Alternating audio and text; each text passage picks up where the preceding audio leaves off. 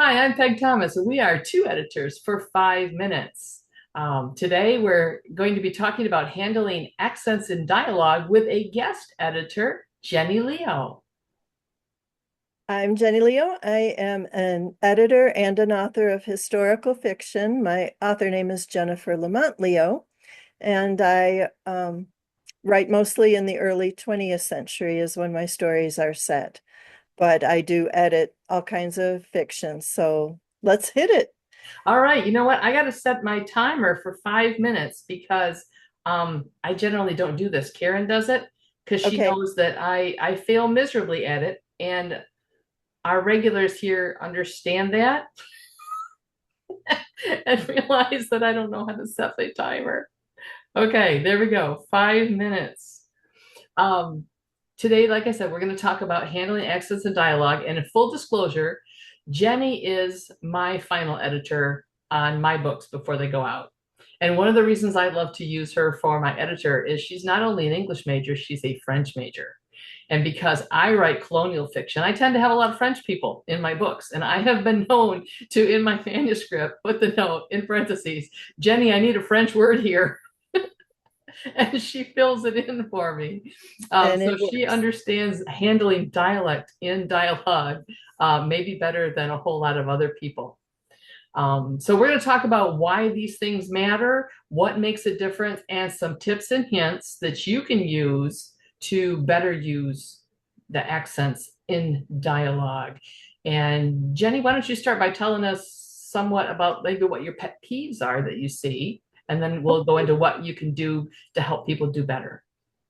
Great. Well, accents, as you know, are really important for characterization, and they can help a lot in your region, your time period, the class of the person.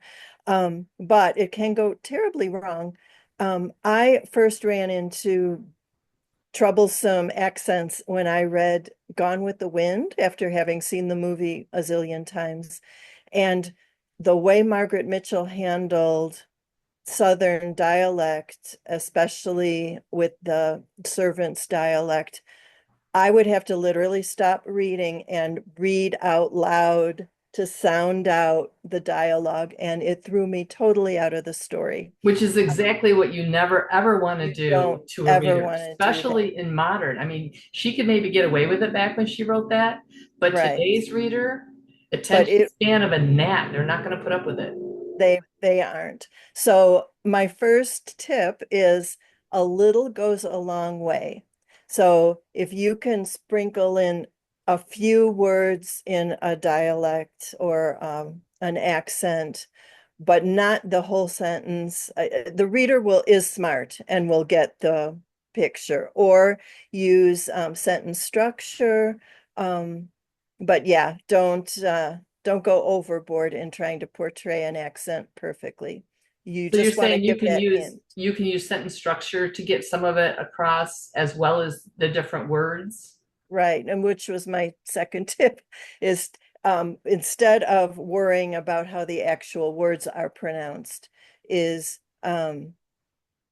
listen, and that's a tip coming up, but listen to the dialogue and pick up rhythms and word choices and the order the words are put in or expressions from that culture, instead of trying to slavishly solve the And where um, would you listen to it? Like if you live in middle America like I do, how do you YouTube. find these accents? YouTube is awesome, or podcasts if you have access to those.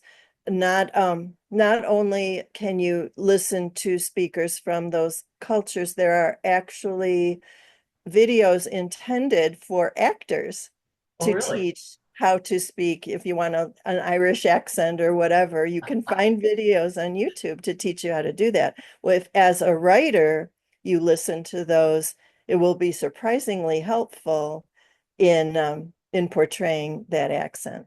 But keeping in mind your first tip, not to make everything try to sound too much like that, right? You can be too No, much on the nose. no, just enough to give the reader the idea without tossing them out of the story.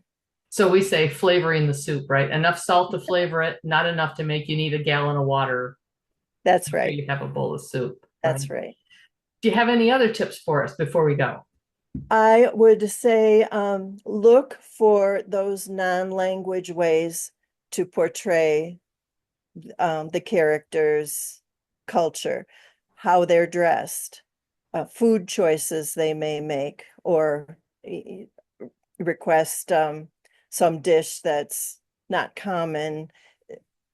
Um, what they drive, how they get around. All these could be signals to the culture of the character without having to rely solely on your dialogue. Or without making them almost a caricature of that culture, correct? You'd never want to make a caricature. So, an example I use, we were talking earlier about the French people. French people really do say Z when they mean the. They don't have the TH sound in their language, but they don't all sit around cafes wearing berets and drinking wine all day. So beware those stereotypes. You never want to, and the Irishman, there's certain characteristics of his language, but he's not a leprechaun.